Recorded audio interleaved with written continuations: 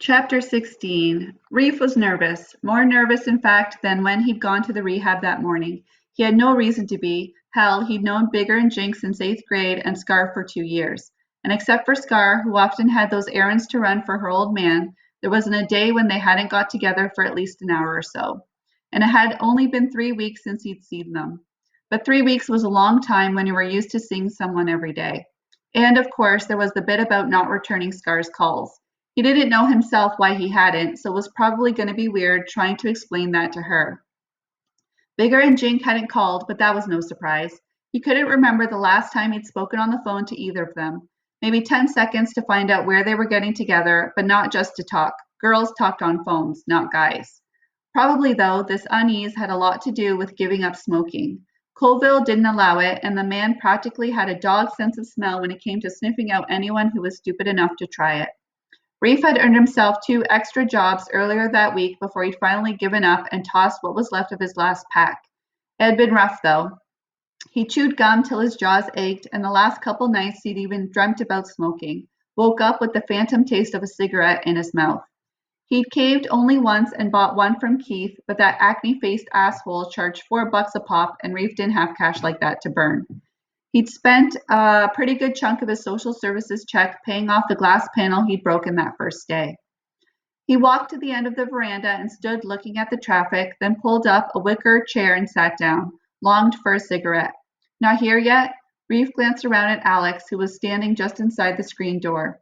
Despite the heat, he was wearing one of his many long-sleeve shirts, this one a glaring color somewhere between orange and olive green. Nothing gets by you, Reef said. You know it, honey, said Alex as he turned and headed toward the family room. There was that, too, of course, Alex's honey. He could just imagine Jink and Bigger's reaction to the resident fairy. In the last 3 weeks, he'd almost grown used to all the posing and prancing and prattling. That last word was Alex's. Reef had never heard it before, hadn't even known what it meant when Alex had said one night, "Oh, just listen to me prattle on." Reef and Owen had been finishing the supper dishes when Alex waltzed in with news of a new Cher CD, yet another greatest hits compilation.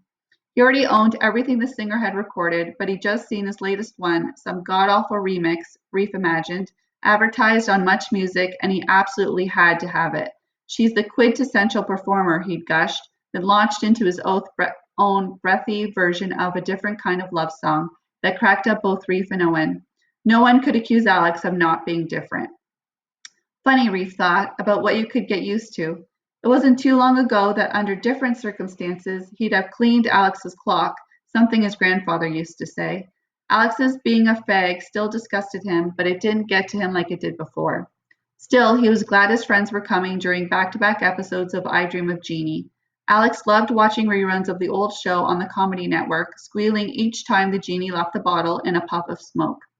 Every good queer knows that sequence is a visual metaphor for coming out, he crowed. Grinning, Reef and the others had shaken their heads, glad they had no personal knowledge of fag metaphors or fairy filmmaking. He heard the car a good minute or two before it rounded the corner. Clearly, Greg Matheson had yet to get the escort repaired. If anything, the knocking was louder than ever, and the blue smoke that trailed the car now seemed like an accessory, a third bumper or a fifth wheel. Reef sucked in a deep breath and stood up to greet them. Scar, sitting in front beside Matheson, was out of the escort even before it stopped, darting up the steps and flinging her arms around Reef's neck. Good to see you, baby, she said, planting her lips squarely on Reef's and grinding her body against his. It took Jink and Bigger considerably longer to get out. Pulling away from Scar, Reef grinned as he watched them unfold their long legs and climb out. They bent and rubbed their knees, reminding Reef of the old man he'd seen in the physio gym that morning, and his mind did a sudden flash forward. They, too, would be old one day. It was the first time he'd ever been conscious of his friends, and therefore his own mortality. It was suddenly sobering. Hey, asshole, how you doing? This from Bigger, whose face split in a huge grin. Reef came down the steps and Bigger punched him in the arm. Jink slapped him on the back. You look good, man. Place must be agreeing with you. He's right, Matheson said, coming around the car and shaking Reef's hand.